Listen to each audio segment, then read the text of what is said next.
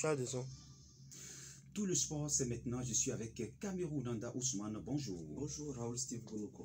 La Belgique, vous dites que le club Bruges sacré champion. La Ligue de football de Belgique, la Pro League, vient de décider le championnat 2019-2020 ne reprendra pas à la fin de la crise mondiale sanitaire. Le conseil d'administration de la Pro League a décidé ainsi de la fin du championnat. Il n'y aura plus de 30e journée du championnat, une décision qui sacre une nouvelle fois le club Bruges, comme vous l'avez dit, en tête de la Ligue avant la suspension du coronavirus. 15e titre national pour le club dans lequel figurent Crépin Diatta, le Sénégalais, Simon Deli de Côte d'Ivoire et Percy Tao, le Sud-Africain. Mais avant que le club Bruges ne jubile, la décision qui doit encore être validée par l'Assemblée générale de la Pro League devrait être décidée le 15 avril prochain.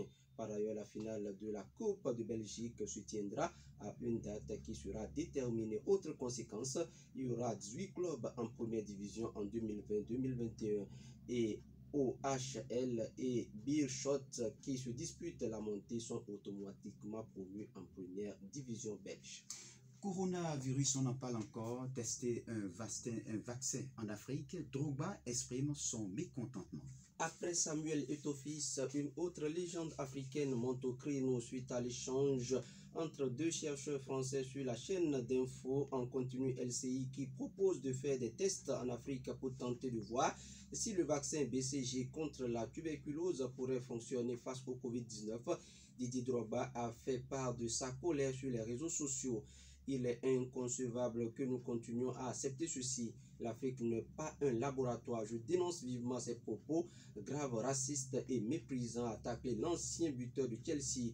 Aidez-nous à sauver des vies en Afrique et stopper la propagation de ce virus qui déstabilise le monde entier. Au lieu de nous envisager comme cobayes, c'est aberrant. Les dirigeants africains ont la responsabilité de protéger les populations de ces complots abominables. Ainsi dit donc le joueur de Chelsea, l'ancien joueur de Chelsea, l'international ivoirien. C'est une prise de parole assez musclée. Barça, pendant ce temps, Vidal vit un cauchemar avec le Covid-19.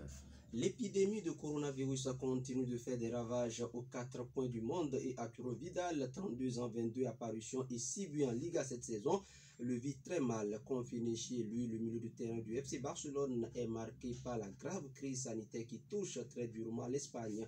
Tout cela est si étrange. Être à la maison tous les jours, regarder les gens mourir partout dans le monde, c'est horrible, a admis le Chilien pour un quotidien.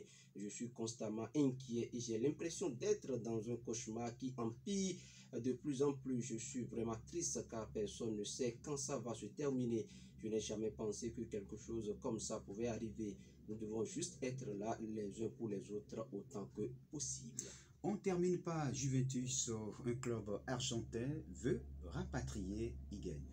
Sous contrat jusqu'en juin 2021, Gonzalo Higuaín, 32 ans, 35 matchs et 8 buts, toutes compétitions confondues cette saison, pourrait quitter la Juventus de Turin cet été. D'après un quotidien, son ancien club River Plate souhaite le rapatrier. La formation argentine souhaite profiter de la crise du coronavirus pour convaincre la vieille dame de laisser filer l'attaquant albiceleste dont le salaire annuel est estimé à 7,5 millions d'euros gratuitement.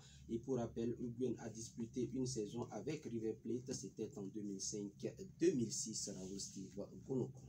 Voilà, mesdames et messieurs, c'était les sports avec Cameroun Nanda Ousmane.